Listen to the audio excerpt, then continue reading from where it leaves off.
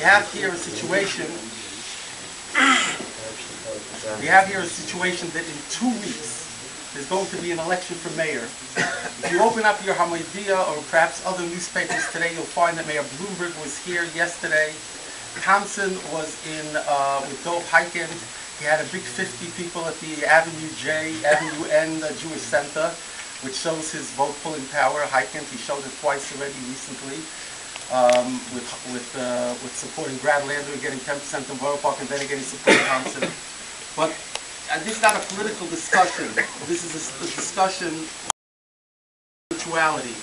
The fact is that we are blessed that even times and the devolving of the culture, the Igor Rabbanim Rabbinical Alliance of America has taken an upfront public stand. And last year, around June, when we met in Rosh Chodesh in Rabbi Rokeach Shul, at that time, we issued a statement and put it on a video. It has been seen by over 2,000 people on the internet, in which the Igor Rabbanim Rabbinical Alliance took the right step in saying that it is basically prohibited to vote for a candidate who is promoting same-gender marriage, partial birth abortion, abortion on demand, anti-family agenda. This is crucial. And now, thank God, even in this time when things seem so bleak, where it's 6 of one and half a dozen of another, we have Thompson or Bloomberg. Either way, whoever wins, the Jewish community has people in the Bloomberg camp, they have people in the Thompson camp. One can make an argument that it makes more sense for Thompson in terms of the Jewish community, as Rabbi Balkany did very effectively, because he's going to want to go for another term. He's going to certainly service the Jewish community better than an arrogant billionaire who knows that this is his last hurrah and has really indicated what he's going to do with vouchers. But to me, I want to make it clear, this is all an intellectual exercise. I want to say very clearly here, speaking for myself as an individual, not as the organization. Rabbis can't endorse as rabbis, as of synagogues, but they can't endorse as individuals. A pox, a plague on both their houses.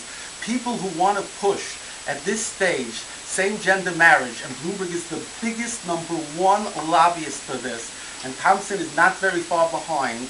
It's unfortunate, but we have to draw a line in the sand. Our Torah has to mean more than the government programs that they'll give us, or the friendship that they'll show to us. As the rabbis say in the Chazal and Pirkei Avos, they only use us for their own concerns.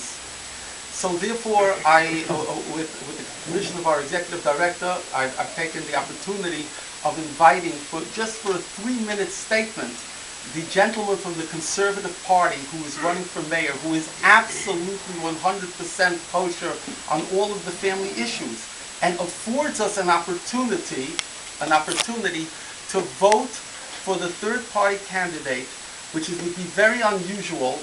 And if this is done by several thousand in Borough Park, Williamsburg, Crown Heights, Queens, etc., in Orthodox Jewish neighborhoods, this will be a clear Kiddush Hashem, sanctification of God's name.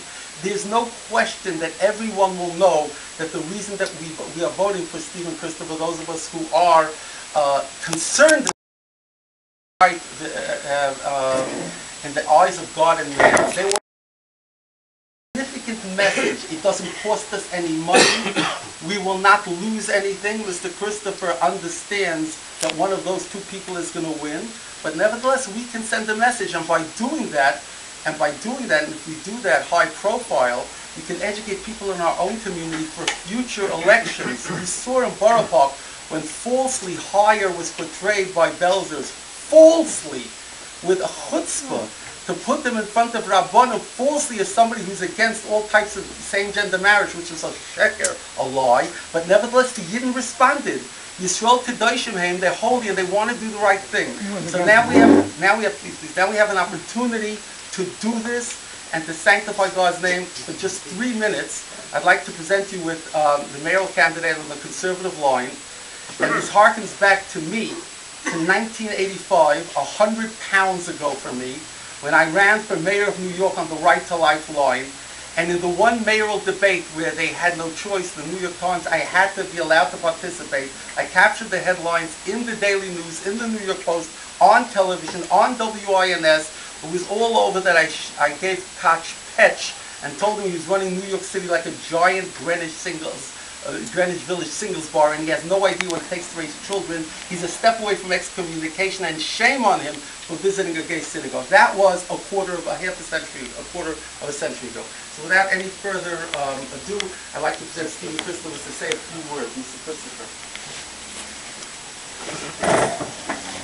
I'm very honored to be here. I think as growing up that one day I would be speaking in Borough Park to a group of rabbis. I would, but if you'd asked me 2 years ago, I wouldn't believe that either. So I'm really excited about being here. And let me begin by saying that in 1 Samuel chapter 17, when David would go and fight with Goliath, he asked a question. He says, "Is there not a cause?" And I say to you today that there is a cause that is more important than any one of us as individuals, a cause which I think is of national significance. I believe that when a nation or a entity steps across a particular boundary, that they leave the grace of God and enter into a place and a situation of the judgment of God.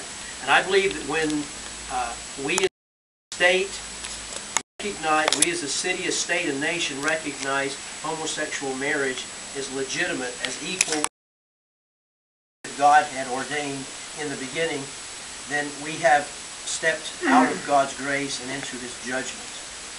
And it's for that reason that I come to you today to say that we need to do all that we can to see that we are not a part of the problem, but rather part of the solution. We may or may not stop this, but I believe that God will hold us accountable for what we have done with the opportunity that has been given us. Many of you men have come from backgrounds, your ancestors came here to the United States, and you came from places of tyranny, and you had no rights. But you here in this nation have the same right as anyone else. And a man who will not use his freedom to protect his freedom and that which is right doesn't deserve what he has. I know I cannot win. I'm no, I'm not an idiot. There's probably a good Yiddish word for that, right?